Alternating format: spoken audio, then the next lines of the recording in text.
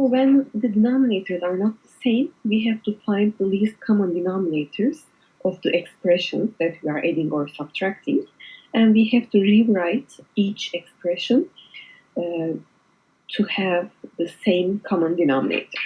So these are the steps. Let's go over the steps.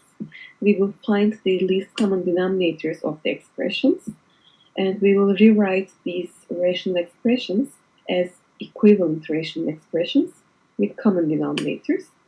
We will do this by multiplying the numerator and denominator by the factor needed to create the LCD in each expression. So we will see it in problems, and then we will add or subtract the numerators and place over the common LCD, place over the common denominator, which is the LCD, and then if possible we will factor and simplify the resulting expression. So let's look at this problem. We have a subtraction and denominators are different.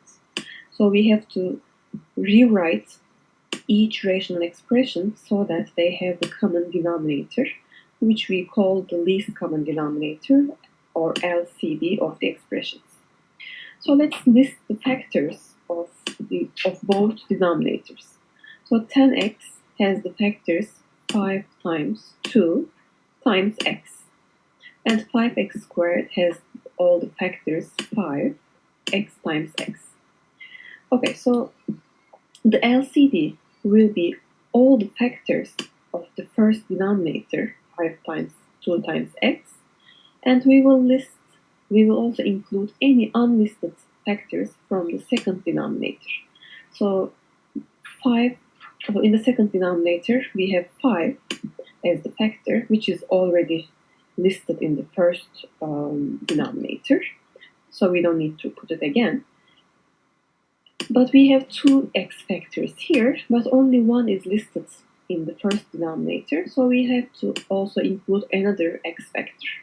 So the LCD will have 5, 2, x, which came from the first denominator, and an additional x from the second denominator, which will be 10x squared when we multiply it.